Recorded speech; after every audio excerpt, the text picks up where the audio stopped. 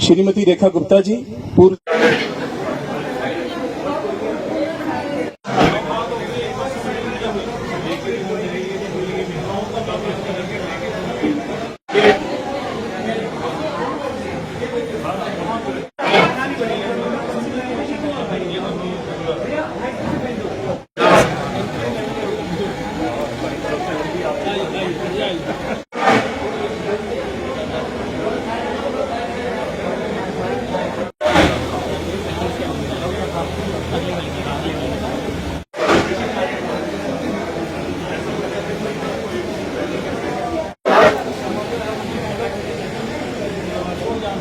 Patient बैठो patient बैठो।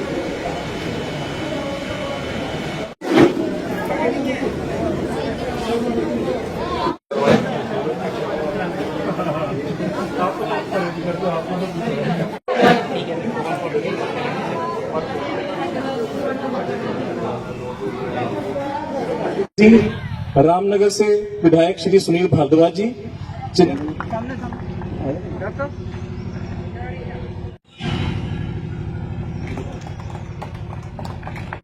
सुनील बड़िया जी मंच पे हैं। जो चुनी हाँ दे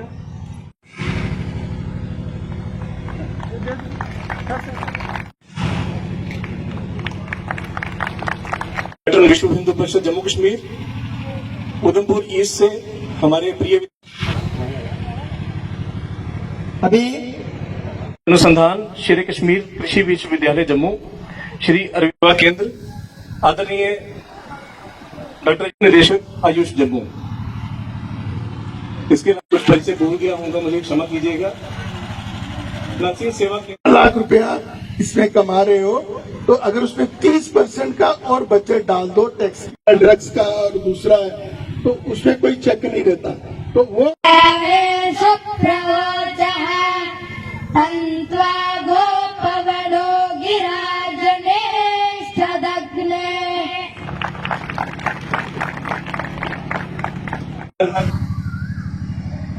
अपना सहयोग किया है, उनकी भी याद में इन्होंने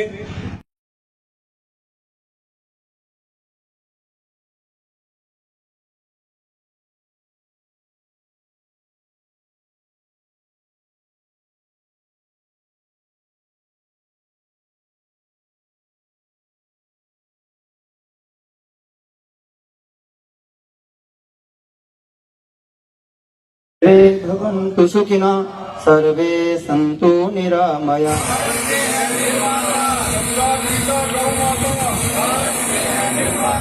गौ माता जी की जय, गौ माता जी की जय, गौ माता जी की। क्योंकि मेरे को जो पहले आए सन पिछू आए सन उन्होंने मैं कह सकता कि ये रुपेश कुमार जी जो उस समय प्रांत प्रचारक जम्मू कश्मीर लद्दाख थे, उनकी एक ऐसी भावना थी कि नर्सिंग सेवा केंद्र खून में बने, तो यहाँ पे भूमि लगभग 125 कनाल थी जिसको बढ़ाकर अब कोई 150 कनाल के लगभग कर दिया गया है। यहाँ पे मुख्यतः 5 प्रकल्प हमारे चल रहे हैं इस समय। बिलावर से हमारे प्रिय विधायक श्री सतीश शर्मा जी, रियासी से विधायक कुलदीप दुबे जी, रामनगर से विधायक श्री सुनील भारद्वाज जी, चिन्नैनी से विधायक बलवंत सिंह मनकोटिया जी। ये एक बहुआयामी प्रकल्प है और ऐसे प्रकल्प की श्री नरसिंह सेवा केंद्र जो एक दीप जला रहा है, सबसे बड़ी बात दीपक की होती है। अपना हर कार्यक्रम जो है वो दीपक से शुरू होता है, दीप जलाइए। दीप एक आशा का केंद्र होता है, नौकरी देता है। और 8 से 10 आज हम लोग यहाँ पर ग्राम खून तहसील मजालता डिस्ट्रिक्ट उधमपुर में यहाँ आए हैं और यहाँ पे आपने देखा होगा कि नर्सिंग सेवा केंद्र की तरफ से आज द्वितीय वार्षिक उत्सव मनाया जा रहा है बड़ी धूमधाम से, जिसमें किसान मेला भी है और साथ ही साथ चिकित्सा शिविर भी है और भोजन की व्यवस्था भी यहाँ पे है। सभी लोग यहाँ पे आए हैं, आसपास के 24 गांवों के लोग यहाँ पे इस समय उपस्थित हैं।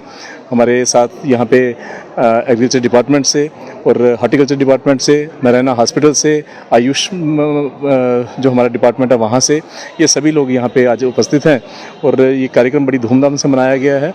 ये शायद आपको याद होगा कि 11 मई 2023 को इसकी नींव रखी गई थी नरसिंह सेवा केंद्र ग्राम खून में। और उस समय यहाँ पे पहाड़ी नुमा शक्ल थी जिसमें लगता था कि कुछ बन नहीं पाएगा, लेकिन आज इस तरह से कार्य किया गया है कि जगह का नुकसान भी ना हो, जगह पे अच्छी भलीभांति कुछ कार्य किया जा सके। और यहाँ पे 5 प्रकल्प जो हैं वो मुख्यतः शुरू किए गए हैं, जिसमें हमारे पास देसी नस्ल की गायें साहिवाल का यहाँ पे पालन पोषण हो रहा है।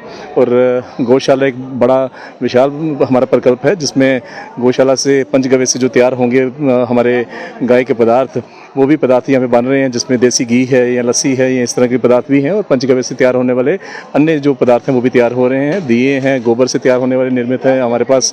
इसके अलावा जो दूसरा प्रकल्प हमारा है वो कृषि का है, जिसमें जैविक कृषि के नाम से हमने उनको नाम दिया है। और जैविक कृषि में हमारे पास मशरूम का प्लांट लग चुका है, हमारे पास पॉली हाउस बन चुका है, किसान प्रशिक्षण केंद्र भी साथ में है, जिसमें किसानों को भी सिखाया जाएगा कि कम भूमि में हम कैसे ज़्यादा फसल कर सकते हैं, कैसे ज़्यादा उपज हो सकती है और कैसे ज़्यादा कमाई हो सकती है।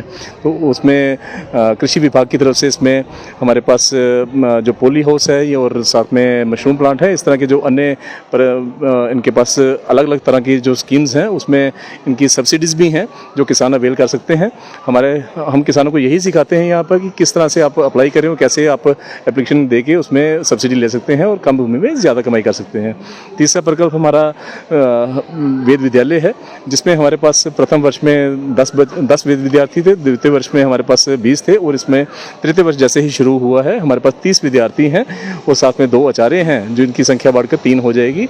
और आचार्य इनको इस तरह से सिखाते हैं, इस तरह से पढ़ाते हैं कि ये सिर्फ वेद ही नहीं, वेदों के साथ साथ ज्योतिष और अन्य जो सब्जेक्ट्स हैं वो भी पढ़ सकें और आगे चलकर कोई भी नौकरी कर सकें, कोई भी काम कर सकें, कहीं किसी भी फील्ड में जा सकें। तो इसके साथ साथ हमारे पास विद्या भारती का स्कूल बनने जा रहा है, अभी वो निर्माणाधीन है, वो शुरू होगा। और विद्या भारती के भी हमारे पास इस समय 150 के लगभग बच्चे जो पढ़ रहे हैं और बिल्डिंग जब तैयार हो जाएगी तो उसमें भी वो साथ में रहेंगे। इसके साथ हमारे पास योग और चिकित्सा जो केंद्र बनेगा, उसमें योग और चिकित्सा केंद्र में भी हमारे पास रहने की व्यवस्था भी होगी और किस तरह से प्राकृतिक चिकित्सा से हम इलाज कर सकते हैं वो भी हमारा इसमें साथ रहेगा।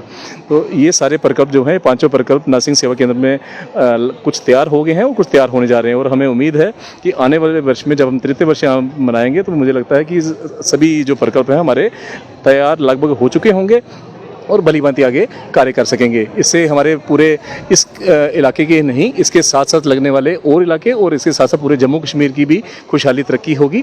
ये सारे कार्य नरसिंह सेवा केंद्र के अंतर्गत ही होंगे। आपका बहुत बहुत धन्यवाद। जय श्री राम। नरसिंह सेवा केंद्र का द्वितीय वार्षिक उत्सव है। इस उत्सव में हम सब आमंत्रित हैं और मैंने सबसे अच्छी व्यवस्था यहाँ हर एक कार्य में देखी। विशेषतः यहाँ नरसिंह वेद विद्यालय की जो स्थापना हुई उस पर अभी 30 छात्र वेद अध्ययन कर रहे हैं, जो संस्था के द्वारा पाठित भी है, पोषित भी है। उनका सभी प्रकार का उत्तरदायित्व नरसिंह सेवा केंद्र ही परिवहन करता है और ये सारे स्थानीय क्षेत्र के विद्यार्थी हैं। और बड़े भाग्य और सौभाग्य की बात मैं कहूँगा, यहाँ के आचार्य भी जम्मू क्षेत्र से ही संबंधित हैं। इस प्रकार वेद विकास के लिए ये केंद्र जो कार्य करता आ रहा है, आगे बढ़ रहा है, मैं इस कार्य के लिए, वेद प्रचार प्रसार के लिए केंद्र के सभी सदस्यों को, सभी प्रभारियों को बहुत बहुत आशीर्वाद भी देता हूँ, शुभकामनाएं भी करता हूँ कि इनके केंद्र का संकल्प वेद के प्रति भावना तीव्र हो, सुंदर हो, व्यवस्थित हो। धन्यवाद। श्री माता वैष्णो देवी श्राइन बोर्ड के सौजन्य से हम लोग जो है इस समय बहुत सारी जगहों पर मेडिकल कैंप लगवा रहे हैं और उसका हमारा यही मकसद है कि हमारा हॉस्पिटल है, हमारा मेडिकल कॉलेज है, उसमें जो डॉक्टर हैं वो आउटरीच एक्टिविटीज़ लोगों को प्रोवाइड कर सकें। ना इसका मतलब ये हुआ कि लोगों के घरों तक ही जाकर उनको वो सर्विस प्रोवाइड की जा सके जो वो Shri Mata Vaishno Devi Narayana super speciality hospital में आकर नहीं ले सकते। तो इसके लिए यहाँ पे खून में जो है इसी स्थान पर महीने में 2 बार कैंप लगता है, जहाँ पे हमारे स्पेशलिस्ट यहाँ पे आते हैं और पेशेंट्स को देखते हैं और उन्हें दवाइयाँ भी देते हैं। आज यहाँ एक बड़ा एक कार्यक्रम था जिसमें किसान मेला भी लगा था और काफ़ी लोग यहाँ आए थे। तो हमसे भी यही कहा गया, रिक्वेस्ट की गई कि यहाँ श्राइन बोर्ड के सौजन्य से यहाँ एक कैंप लगाया जाए, जिसका हमने भी एक इस अपॉर्चुनिटी का फ़ायदा उठाया और हमारे बहुत सारे डॉक्टर यहाँ पर आए हैं। हमारा यहाँ पे मेडिसिन के डॉक्टर हैं, सर्जरी के डॉक्टर हैं, आई के डॉक्टर हैं, उसके बाद गायनी के डॉक्टर हैं। ये सब डॉक्टर्स यहाँ पे आए हैं, पैरामेडिक स्टाफ दवाइयों के साथ। जैसे आप देख रहे हैं यहाँ पेशेंट्स की रजिस्ट्रेशन लगातार हो रही है और लोग लगातार पेशेंट्स दिखा रहे हैं। दवाइयाँ भी हमने स्टैंडर्ड क्वालिटी की दवाइयाँ ला के रखी है, वो लोगों को हम यहाँ पे देंगे।